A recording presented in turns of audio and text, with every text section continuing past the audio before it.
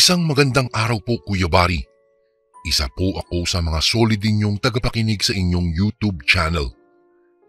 Nais ko lang po sanang ibahagi itong nakakatakot naming karanasan noong ako ay binata pa lamang.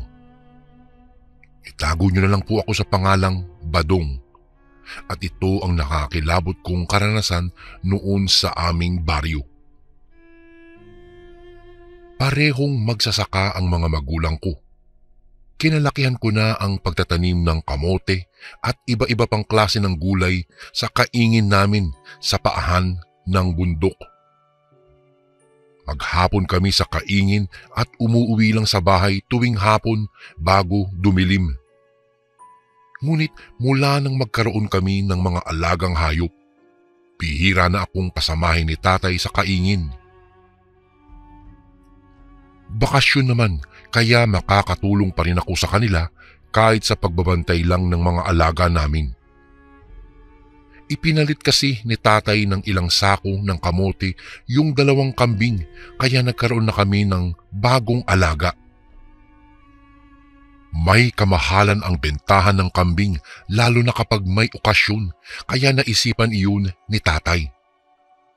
May mga inahing manok din kami na nakakulong sa lambat na nakapalibot sa likod ng bahay. Yung lugar kasi namin, Kuya Bari, malayo sa bayan, kaya sa mga tanim at mga alaga lang kami kumukuha ng aming kakainin sa araw-araw. Sabado ng umaga, ako lang ang naiwan sa bahay. 5:00 pa lang ay umalis na sina tatay papunta sa kaingin. Nagawa ko ng lahat ng gawain sa bahay. Nakapaglinis at nakapag-igib na rin ako. Itatali ko na lang sana yung 2 kambing sa damuhan malapit sa amin nang mapansin kong may tao sa may tarangkahan. Sino po sila? Tanong ko nang makalapit ito. Ngunit yung matandang lalaki lang ang sumagot. Hinahanap niya si tatay pero ang sabi ko'y nasa kaingin pa sila ni nanay. Nagpakilala naman ang lalaki bilang pinsan ng aking ama kaya pinatuloy ko sila at inalok ng pagkain. Wala naman akong ibang maihahain sa kanila kung hindi nilagang mais at kamote lang. Inilapag ko ang mga pagkain sa mesa at nagpaalam kung pwedeng maiwan ko muna sila sandali para itali ko lang ang mga kambing. Pagbalik ko sa bahay, nagtaka ako, Kuya Bari, noong maabutan ko yung inihain kong pagkain na wala pa ring bawas at mukhang hindi talaga nagalaw. Pasensya ka na, iho. Busog pa kasi kami. Sabi ng lalaki na nagsabing tawagin ko na lang daw bilang Tatay Igme. Kilala raw siya ni tatay at naroon daw sila para pansamantalang manuluyan. Ngunit hindi naman ako makapagpasya dahil si tatay lang ang pwedeng gumawa noon kaya naghintay sila hanggang hapon. Bandang 5:00 na nang makauwi si nanay at tatay. Pareho pa silang nagulat nang makita ang mga bisita namin. Si Tatay Igme ang nakipag-usap sa aking ama. At base sa nakikita ko sa kanilang 2, mukhang nagkasama na rin sila noon. Yung asawa naman ni Tatay Igme nandoon lang sa labas ng bahay namin. Hindi ko alam kung bakit panay ang tingin niya sa kulungan ng mga alaga naming manok at 2 kambing na nakatali sa puno ng santol. May kakaibang kislap ang mga mata niya, para bang tuwang-tuwa siya sa kanyang mga nakikita. Tinawag ko siya at inalok ng kape, ngunit mariin siyang tumanggi at sinabing hindi raw siya nagkakape. Pagsapit naman ng hapunan, nakapagtataka talaga, Kuya Bari, dahil hindi pa rin kumain iyong mag-asawa. Napaisip ako kung bakit ayaw nila ng nilagang mais at kamote. Mukhang napansin din iyon ni tatay kaya sinabihan niya ako na bumili ng bigas kinabukasan para may maipakain sa mga bisita namin. Kapag kami-kami lang kasi sa bahay, sanay na kami na hindi kumain ng kanin. Hinanda ko na rin yung tutulugan ng mga bisita namin. Doon muna sila pansamantala sa kwartong tinutulugan ko. Sabi ko naman sa kanila, pwede na ako kahit doon lang sa mahaba naming upuan sa sala, doon ako matutulog, kaya sila na lang muna doon. Dahil matutulog na kaming lahat, hinipan ko na yung ilaw naming bunsol at iniwan na lang sa lamesa. Paglapat pa lang ng likod ko sa aking higaan, narinig ko na nagbubulong-bulungan yung mag-asawa sa kwarto. Hindi ko naman gaanong marinig ang pinag-uusapan nila, ngunit parang nagre-reklamo yung asawa ni Tatay Igme. Hindi ko na lang sila pinansin at pinilit ko na lang makatulog. Mahimbing na akong natutulog ng mga oras na iyon, Kuya Bari, nang magising ako sa paglangit-ngit ng aming pinto. Kahit antok na antok pa, ay iminulat ko ang aking mga mata. Doon ko na napansing nakabukas nga ang pintuan namin sa sala. Bigla akong kinabahan. Kinapa ko ang posporo sa madalas kong pinagtatabihan para magsindi ng ilaw. Muntik na akong mapasigaw nang biglang sumulpot ang asawa ni Tata Igme sa may pintuan namin. Kaagad siyang yumuko nang makita ako, para bang itinatago niya ang kanyang mukha. Tia Berta, saan ho kayo galing? Gabing-gabi na po ah. Hindi siya sumagot. Hindi ko alam kung guni-guni ko lang ba iyon, pero may napansin akong mapula sa may kamay niya. Tila parang dugo. Medyo mahina na kasi ang liwanag ng bunsol namin, kaya hindi ko iyon maaninag ng mabuti. At bago pa ako muling makapagsalita, nagmamadali na si Tiyang Berta na bumalik sa kwarto. Umiiling na lang na ibinalik ko ang tingin ko sa nakabukas pa ring pinto. Itinulak ko iyon pasara at siniguradong nakakandado ng maayos bago bumalik sa pagtulog. Kinabukasan, naglakad ako papuntang Pabayuhan sa kabilang sitio. Wala namang masasakyang papunta doon, kaya malayo-layong lakaran din talaga ang dadanasin ko para makabili ng bigas. Dagdag mo pa yung maputik na daanan na mas nagpapabagal pa sa aking paglalakad. Noong makaabot ako banda doon sa may mga bahay na, narinig ko yung usap-usapan ng dalawang matanda sa labas ng bakuran habang hawak ang kulay dilaw na lubid. Pambihira pare, napasarap lang ang tulog ko kagabi. Nanakawan na kaagad ako ng kambing. Ha? Anak ng putik, sa akin din eh. Yung mang ilalaban ko sana sa tupada, napurnada pa pre. Pero alam mo, mukhang hindi ninakaw yun eh. Alam mo kasi kagabi, may nakita kaming butil-butil na patak ng dugo papunta sa damuhan. Putya pare, hindi kaya inaaswang tayo rito? Sabi pa noong isang matanda. Malalaki ang hakbang na umalis na ako doon. Mahirap na kung matatagalan pa ako sa pag-uwi. Baka pagbalik ko ay may nawawala na rin sa aming mga alaga. Naniniwala ako na totoo po ang mga aswang. Nakakakilabot pang isipin na hindi lang sila tuwing gabi nakapangbibiktima. Mahina lang sila tuwing may araw pa, ngunit hindi ibig sabihin noon ay wala na silang kayang gawin. Bago ko po ipagpatuloy ang kwentong ito ay may request sana ako sa iyo kasundo.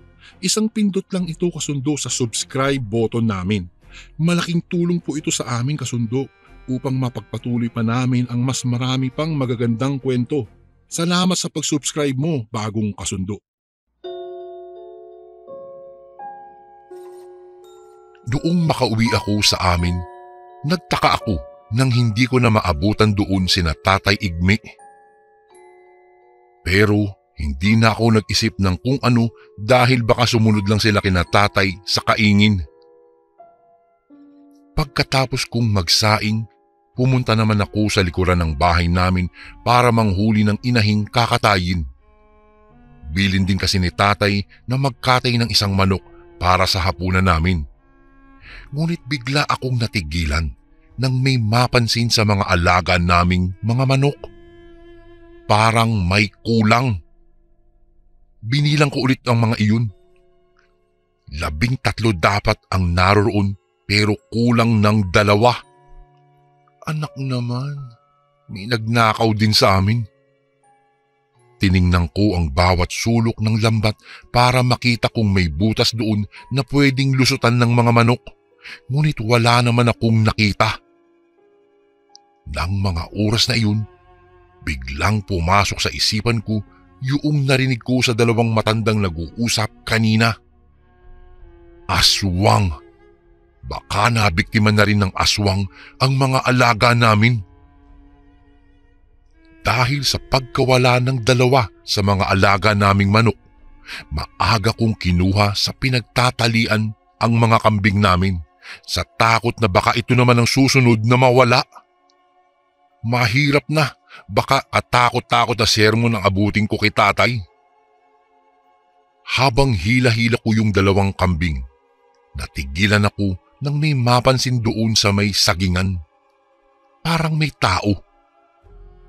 At noong tignan ko yun ng mabuti, may nakita akong isang lalaking nakatalikod. Napakunot noon na lang ang aking noo nang mapansing parang pamilyar yung damit na suot ng lalaki. Mas lalo ko siyang nakilala nang tumagilid siya. Hindi ako maaaring magkamali. Si Tatay Igme. Tatawagin ko sana siya nang makita ko ang hawak niya. Nanlaki ang aking mga mata nang makitang hawak niya yung nawawala naming inahin. Wakwak ang bandang liig ng manok habang nakatapat sa nakabukang bibig ni Tatay Igme. Kitang-kita ko kung papaano niya nilunok ang dugo mula sa inahing manok. Bumagsak ang pawis ko. Namutla ako noon, Kuya Bari. At bago pa man siya lumingon sa kinatatayuan ko, ay nagmadali akong bumalik sa bahay. Dala ang mga kambing.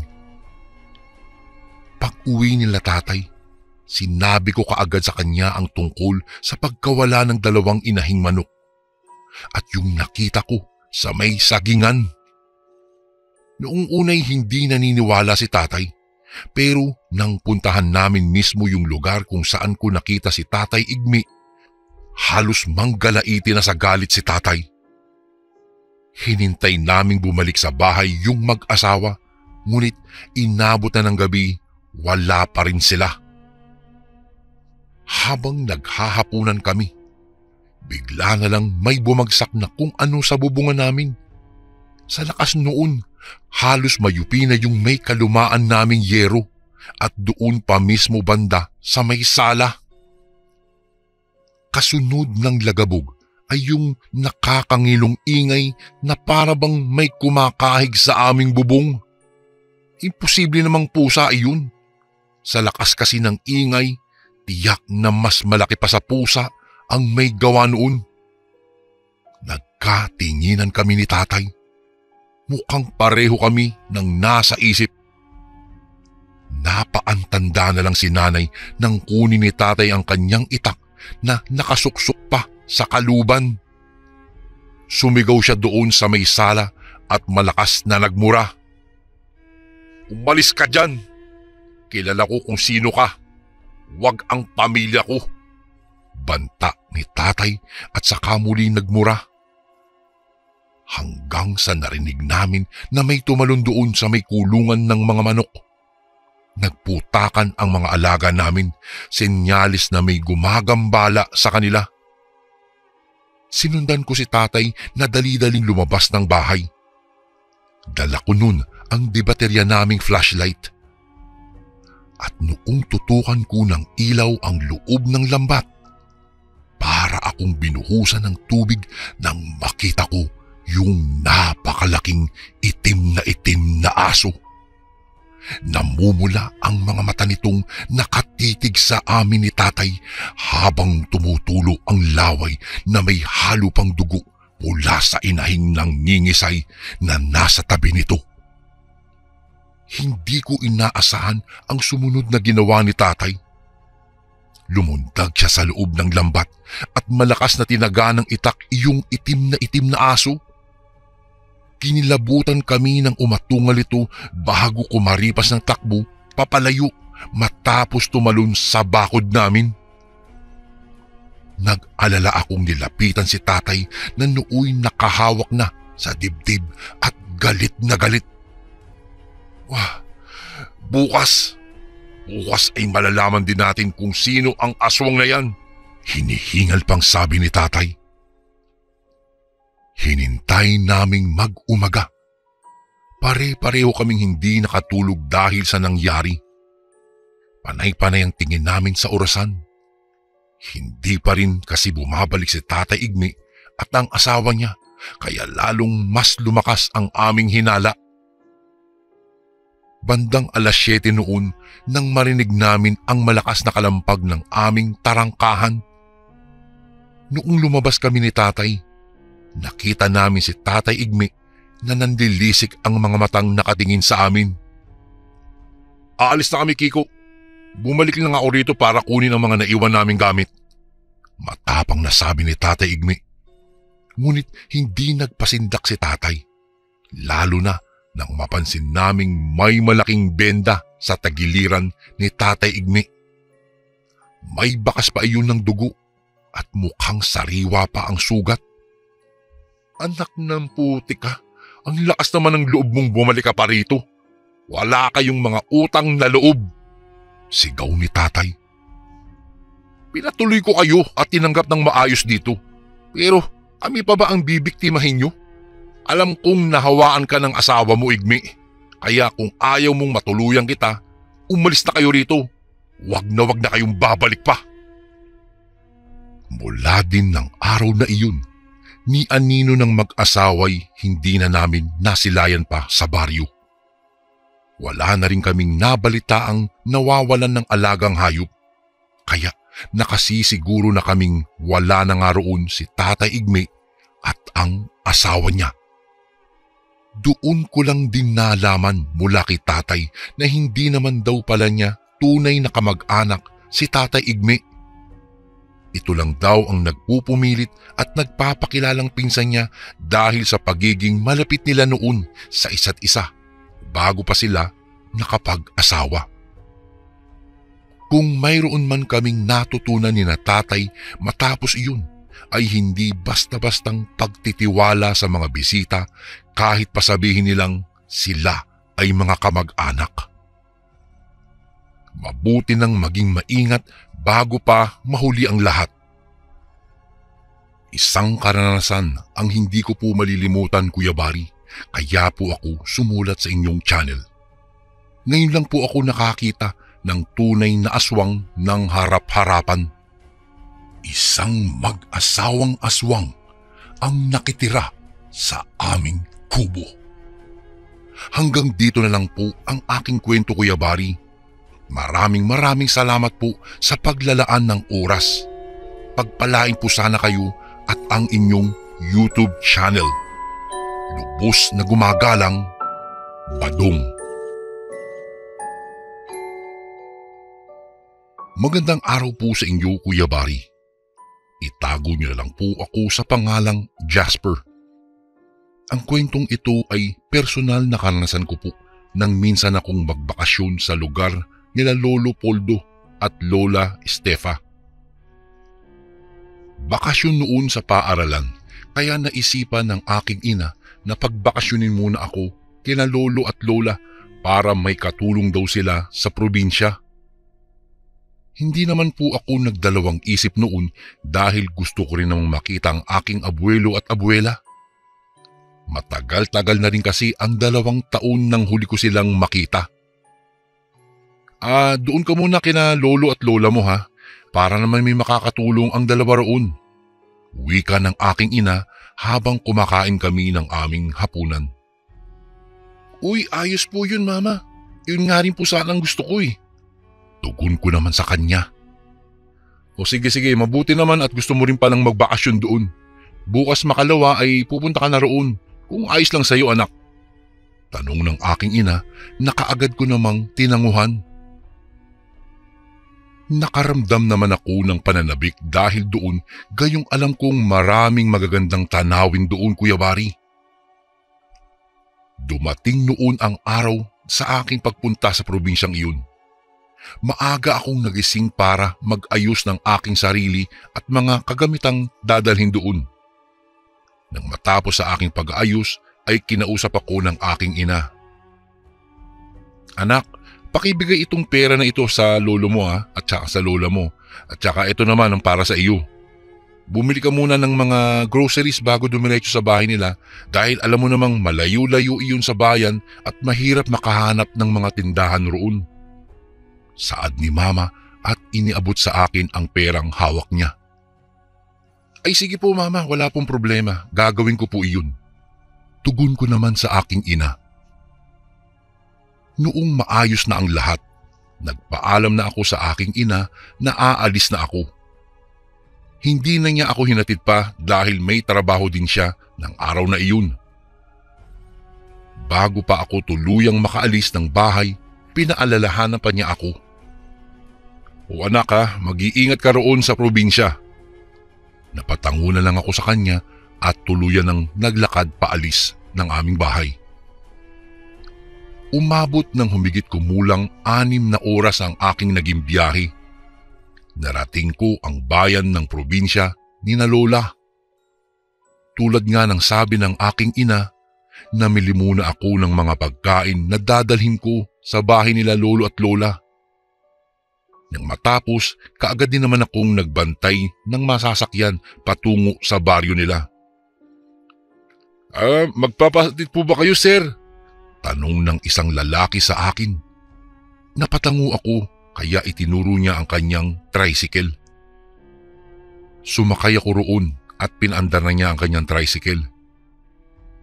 Habang nasa biyahe, hindi ko maiwasan ang manabik na makita ang dalawang matanda. Hindi naman nagtagal, narating ko noon ang bahay ni na Lolo at Lola at nang makita ko ni Lolo ay lumapit kaagad siya sa akin. Aba! Kamusta na ang apo ko? Mabuti naman at nagbakasyon ka dito. Nakangiting wika ni Lolo.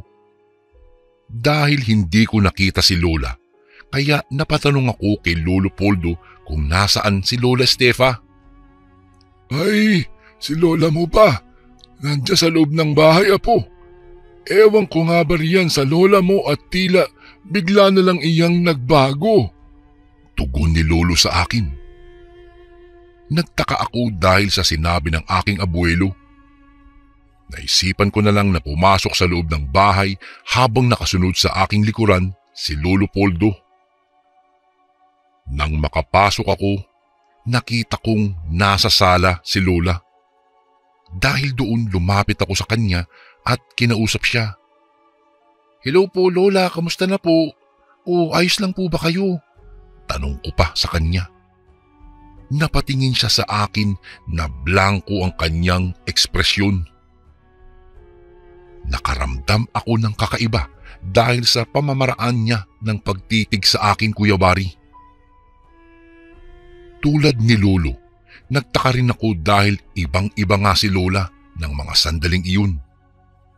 Sa tuwing nagbabakasyon kasi ako sa bahay nila, masaya niya akong sinasalubong sa labas ng kanilang bahay. Ngunit sa pagkakataong iyon, hindi man lang niya ako sinalubong at parang hindi niya ako kakilala. Lola, may nararamdaman po ba kayong hindi maganda? Tanong ko pa sa kanya. Hindi siya umimik. Bagkus ay matalim siyang napatitig sa akin at saka naglihis din kaagad ng tingin. Napatingin naman ako kay Lolo Poldo na noon ay hindi rin makapaniwala sa kanyang nasaksihan. Apo, siguro mas mabuti pang magpahinga ka na lang muna sa silid na katabi ng silid namin ni Lola mo. Baka pagod lang iyang Lola mo. Isa pa, matanda na at baka nag-uulyanin na. Natatawa pang wika ni Lolo, kaya napangiti na lang ako at sinunod siya. Naglakad ako patungo sa silid na sinabi ni Lolo. Napalingon pa ako sa kanilang dalawa at nakita kong seryosong tinititigan ni Lolo si Lola. Lumipas pa ang mga araw at ganoon pa rin si Lola Estefa. Malimit na, tulala at hindi namin makausap. Nag-alala na tuloy kami ni Lolo sa kanya dahil sa biglaan nitong pagbabago. Nang tanungin ko naman siya kung ano ang nangyari kay Lola ay kibit-balikat lang ang naitugon sa akin ng aking abuelo. Isang hapon, nasa labas ako ng bahay ni na Lolo. Pumunta naman sa bayan si Lolo Poldo dahil may bibilhin ito. Abala ako sa pagwawalis nang may maramdaman akong presensya sa aking likuran. Napalingon ako at nagulat nang may matandang babae na nasa likuran ko. Mahaba at puting-puti ang buhok nito kaya nakaramdam ako ng kaba. Ay, sorry Lola, may kailangan po ba kayo Lola? Tanong ko sa matandang iyon. Nakatingin lang siya sa akin at walang ano-ano ay biglang nagwika. Ang laki mo na pala iho. Mabuti naman at nakapagbakasyon ka rito. Nakangiting wika nito na nagbigay naman ng takot sa aking sistema. Opo, teka po, sino po ba kayo at ano ang kailangan ninyo? Tanong ko pa sa kanya. Sumeryoso ang mukha ng matandang babae at humakbang papalapit sa akin. Napaatras naman ako dahil sa ginawa niyang iyon. Ang Lola Estefa mo, hindi na siya iyan. Kung sino man ang nasa katawan niya ay kaya kong paalisin yun. Seryosong wika ng matanda, kaya napatingin ako sa kanya. Hindi ko alam kung bakit tila gusto kong paniwalaan ang sinabi niyang iyon, gayong hindi ko naman siya kakilala. Bago ko po ipagpatuloy ang kwentong ito ay may request sana ako sa iyo kasundo. Isang pindot lang ito kasundo sa subscribe button namin. Malaking tulong po ito sa amin kasundo upang mapagpatuloy pa namin ang mas marami pang magagandang kwento. Salamat sa pag-subscribe mo, bagong kasundo. Ho, ano po? Pero hindi ho totoo ang sinasabi mo. Tsaka papaano po ako maniniwala sa iyo kung hindi naman talaga kita kakilala, Lola? Pasensya na. Iyon na lang ang naging tugon ko. Napangisi ng mahina ang matanda at saka nagsalita ulit. Paano mo naman ako maaalala gayong maliit ka pa nang huli kitang makita? Pero kahit ganoon, maniwala ka sa akin dahil hindi na iyan ang Lola Estefa mo. Ibang katauhan na ang nasa katawan niya. Seryoso pa ring wika niya. Magsasalita pa sana ako nang makita ko si Lola Estefa na papalapit sa amin. Anong ginagawa mo rito? Galit na tanong nito sa matandang babae. Nagkatitigan naman silang dalawa ng matanda. Nanibago naman ako sa aking abuela dahil iyon ang kauna-unahang beses na nakita ko siyang galit. Umalis ka rito. Huwag kang mangialam. Sigaw pa ni Lola sa matanda, dahilan para mapatingin ako sa kanya at mainis. Hindi ko alam Kuya Bari, pero nung mga oras na iyon ay tila naniniwala ako sa matandang babae na hindi na iyon si Lola Estefa. Dahil hindi umalis ang matandang babae, nilapitan siya ni Lola at saka hinawakan. Nakita kong tila nasaktan ang matanda dahil doon, kaya inawat ko si Lola kagad. Sinubukan kong kunin ang kamay ni Lola Estefa na nakahawak sa matanda. Subalit hindi ko magawa dahil sa mahigpit itong pagkahawak. Sige lang, ipakita mo sa apo mo kung sino ka. Wika ng matanda, kaya napatingin si Lola sa akin at saka galit na napatitig sa matanda. Nasa ganoong sitwasyon kami nang maabutan kami ni Lolo. Dali-dali siyang lumapit sa amin at inawat si Lola. Noon ko lang din nalaman na ang matandang iyon ay ang nagpaanak sa aking ina at isang albularyo sa lugar na iyon. Lo, may sinabi kasi ang matandang iyon sa akin tungkol kay Lola. Saad ko kay Lolo at ikinuwento ko ang sinabi ng matanda tungkol kay Lola. Seryoso naman ang aking abuelo na nakikinig sa akin at kitang-kita ko sa mukha niyang maging siya ay tila naniniwala sa sinabi ng matanda. Magaling na albularyo ang matandang iyon at sa tingin ko may katotohanan ang mga sinabi niyang iyon. Tila hindi nga iyan ang Lola Estefa mo dahil sa nakikita kong pagbabago sa kanya. Sabi ni Lolo at sinabi nito sa akin ang mga napansin niya kay Lola. Sa kadahilan ng iyon, Kuya Bari, nagpasya kami ni Lolo na ipagamot nga si Lola sa matandang iyon. Kinagabihan, umalis si Lolo upang sunduin ang matandang albularyo. Naiwan naman ako sa bahay at natutulog naman si Lola. Nang walang ano-ano, may narinig akong pagyabag kaya tiningnan ko iyon. Nakita kong si Lola iyon kaya sinundan ko siya. Nagtaka ako nang lumabas siya at pumunta sa likod ng bahay. Doon nagulat ako sa aking nakita. May kinakausap doon si Lola at nang makita ko kung ano iyon ay nakaramdam po talaga ako ng takot. Ay, kapre! Bakit kausap niya ang kapre? Tanong ko sa aking sarili.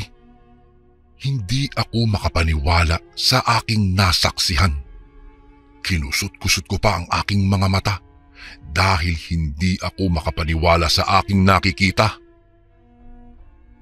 Maya-maya'y akmang patungo si Lola sa aking direksyon, kaya dali-dali akong pumasok sa bahay at dumiretso sa aking silid. Pumasok din si Lola sa kanyang silid at sakto namang dumating sina Lolo at ang albularyo. Hindi ko alam kung ano ang ginawa nila, ngunit narinig ko na lang na nagsisigawan sila sa loob ng silid ni na Lola. Nasa silid ako noon at natatakot akong tignan kung ano ang nangyayari doon. Makalipas ang isang oras na sigawan nila, biglang tumahimik ang silid. Kaya patakbo akong pumunta roon. Lo, ano pong nangyari? Kinakabahang tanong ko kay Lolo. Tila nabunutan ako ng tinik nang makitang nagising si Lola Estefa. Nagpalinga-linga ito at saka niyakap si Lolo. Nang makita ako nito ay kaagad siyang napaluha kaya lumapit ako sa kanya at yumakap. Mabuti naman at naibalik niyo ako rito. Wika nito. Noon din, ikinuwento ni Lola ang nangyari na ikinulong siya ng isang engkanto sa mundo ng mga ito at ginamit ang kanyang katawan bilang siya. Ayon pa kay Lola, ang engkantong iyon ay matagal nang may gusto kay Lolo, kaya niya ginawa iyon. Napailing na lang kami dahil sa aming nalaman. Nagpasalamat din kami sa matandang albularyo dahil nagawa niyang ibalik si Lola.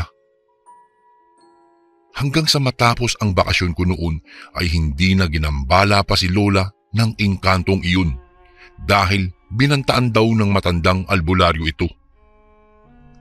Sa ngayon po, Kuya Bari, pareho nang wala sina Lolo at Lola, ngunit ang karanasang iyon ay hindi ko po talaga malilimutan dahil iyon lang ang bakasyon ko sa kanila na may kakaibang nangyari kay Lola.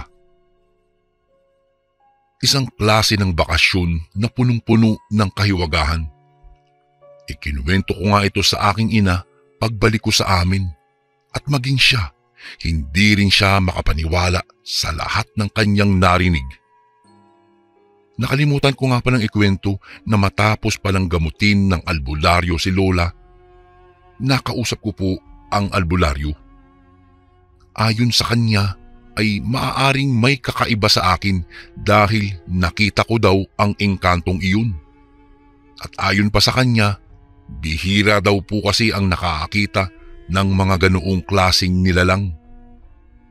Matapos niyang sabihin iyon ay kinabahan po ako dahil ayoko nang makita pang muli ang nilalang na iyon. Ngunit sabi sa akin ng albularyo ay huwag kang mag-alala, kaya't may dinukot ito sa kanyang bulsa at may binigay sa aking kwintas ang nasabing albularyo at sinabi niyang iyon daw ang magiging proteksyon ko laban sa mga masasamang elemento. Magpahanggang ngayon po ay nasa akin pa po ang kwintas na ito at lagi ko pong daladala ito saan man ako magpunta. Kuya Bari, kaya po ako sumulat sa inyo dahil hindi po ako talaga makapaniwala na nagkaroon ako ng kakaibang karanasan dahil lang sa isang bakasyon sa Antique. Hanggang dito na lang po ang aking kwento at maraming salamat po sa inyong pakikinig at kung sakaling mabasa niyo po ito sa inyong channel Kuya Bari.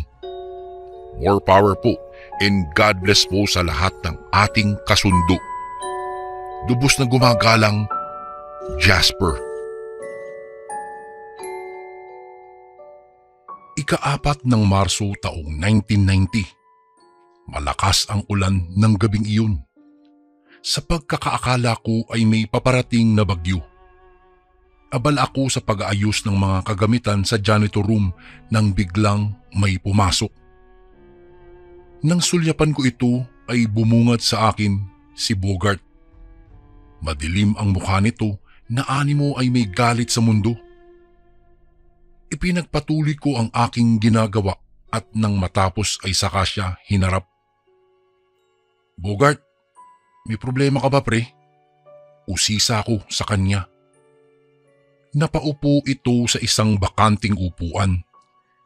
Pinunasan ang sariling pawis at hindi man lang ako nagawang tignan o hindi kaya'y sagutin ang tanong kong iyon.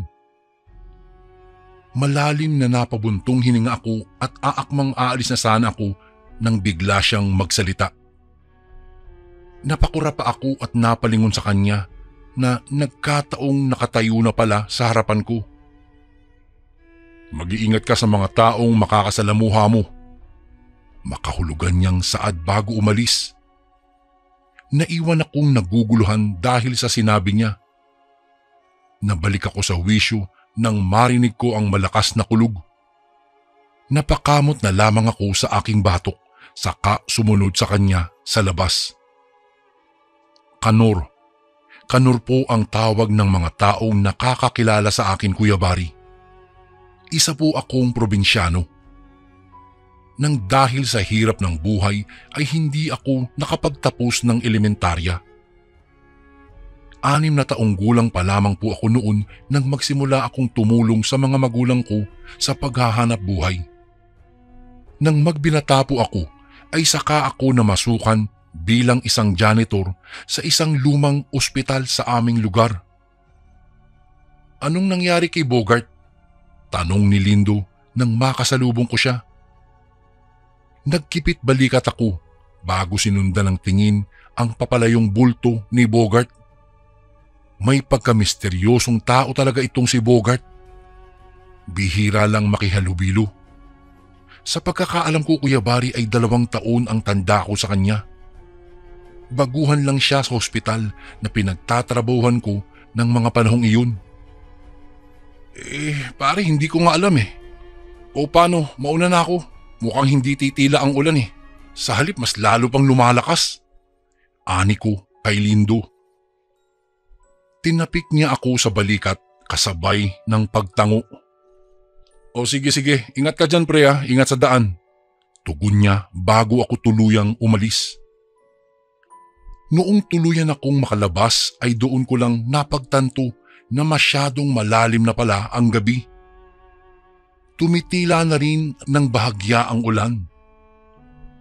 Bilang na lamang sa daliri ang mga taong dumadaan at higit sa lahat ay wala ng sasakyan.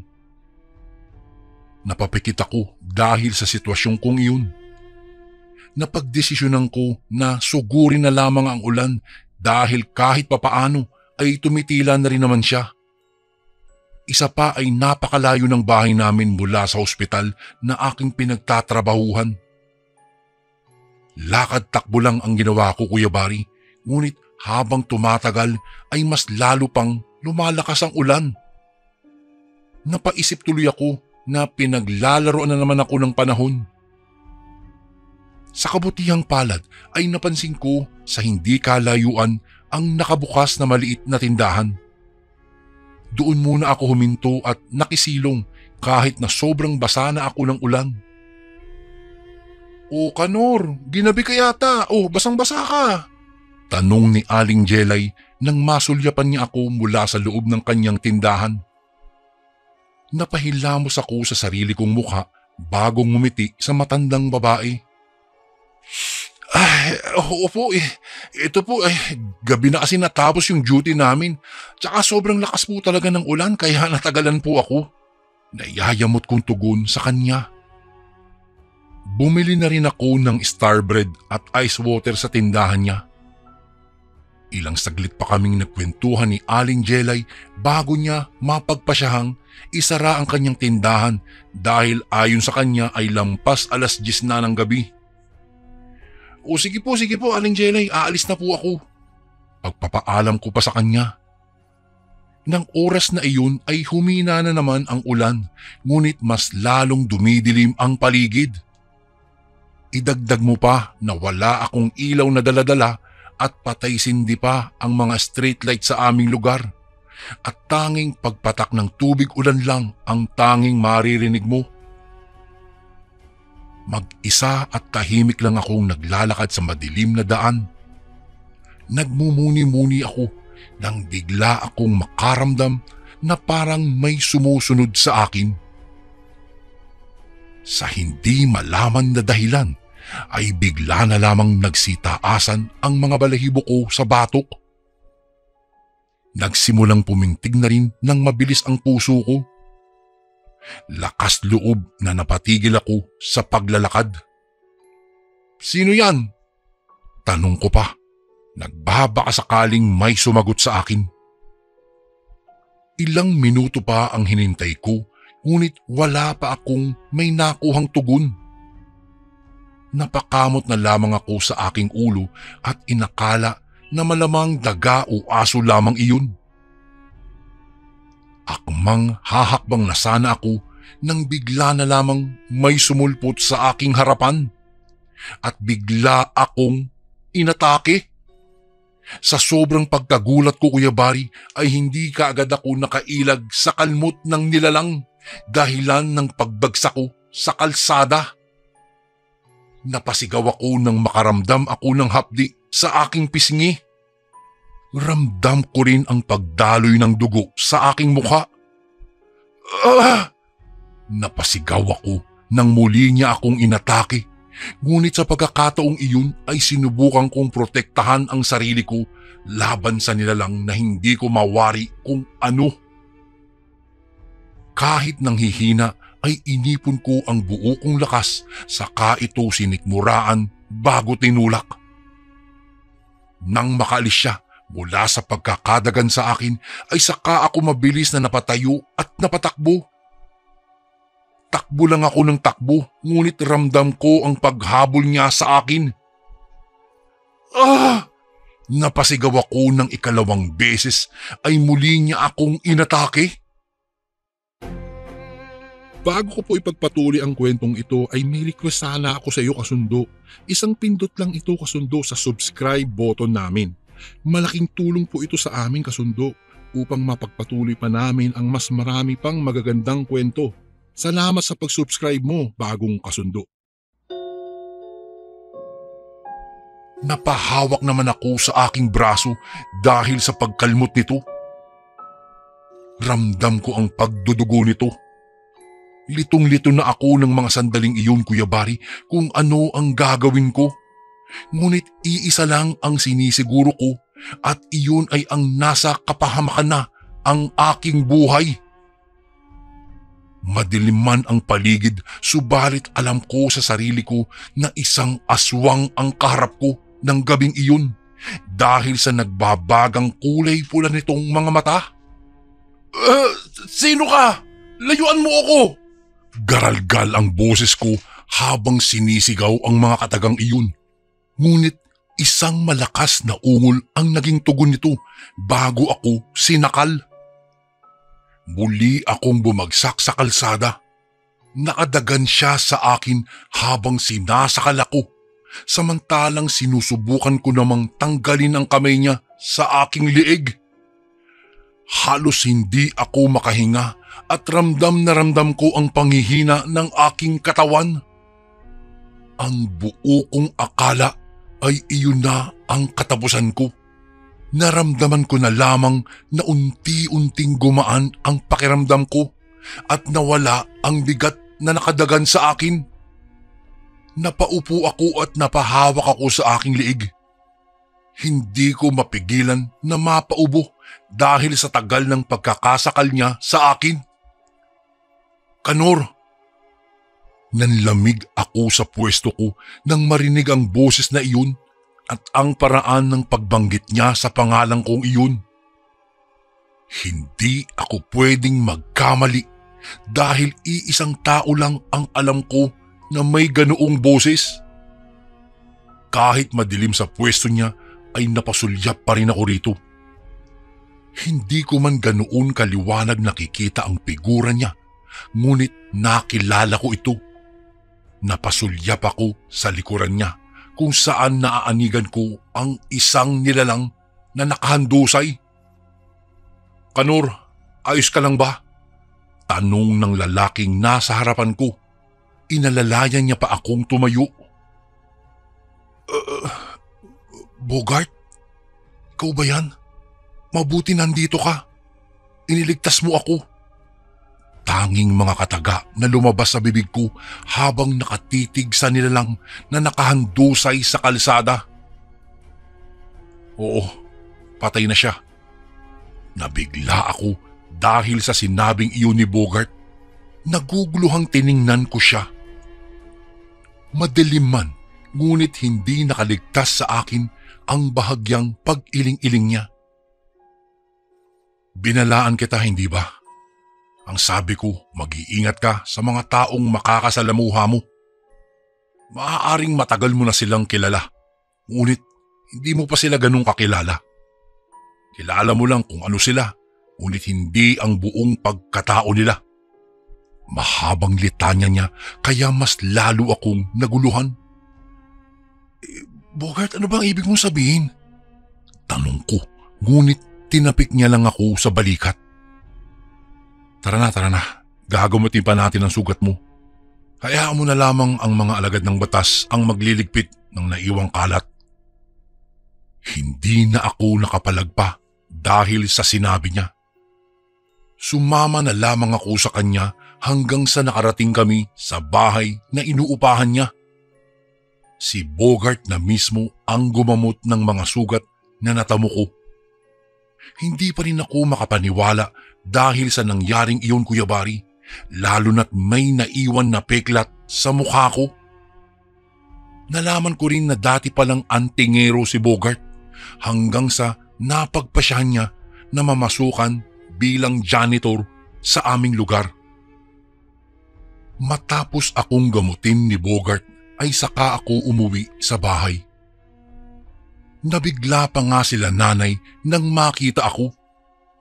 Ikinuwento ko sa kanila ang buong pangyayari at maging ang pagliligtas sa akin ni Bogart mula sa mapanganib na aswang. Kinabukasan din ay kumalat ang isang balita sa aming lugar na may bangkay na natagpuan sa gilid ng kalsada. Nangingitim na ang bangkay nito at walang may nakakaalam kung ano ang tunay na nangyari.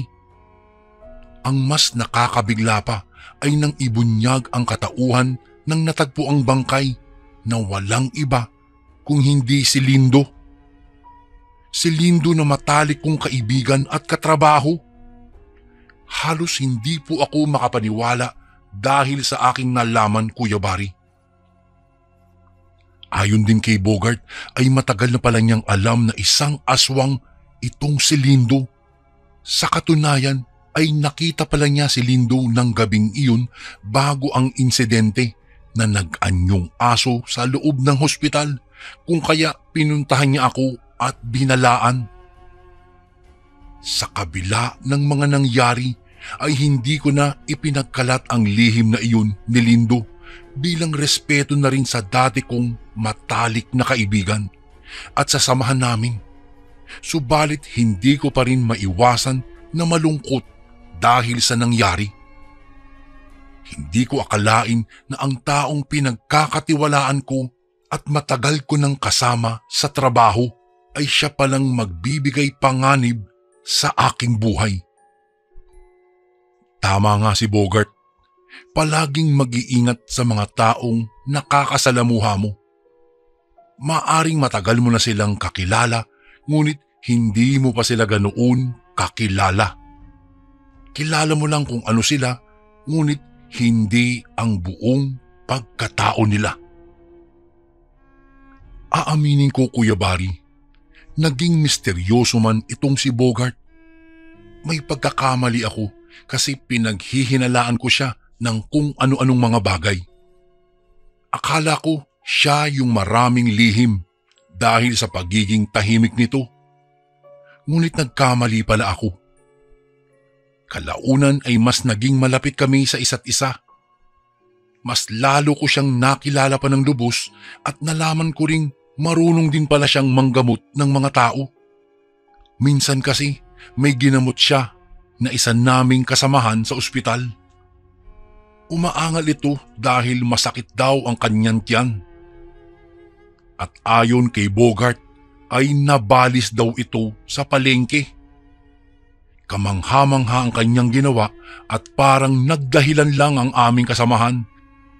Bigla na lang itong guminhawa at natanggal ang sakit ng kanyang tiyan at nakapagpatuloy kaagad ng kanyang trabaho ng araw ding iyon. Minsan pala, Kuya Bari, mali din pala ang maging judgmental. Yung inaakala mong taong hindi gagawa ng tama ay siya pa pala ang tutulong sa iyo.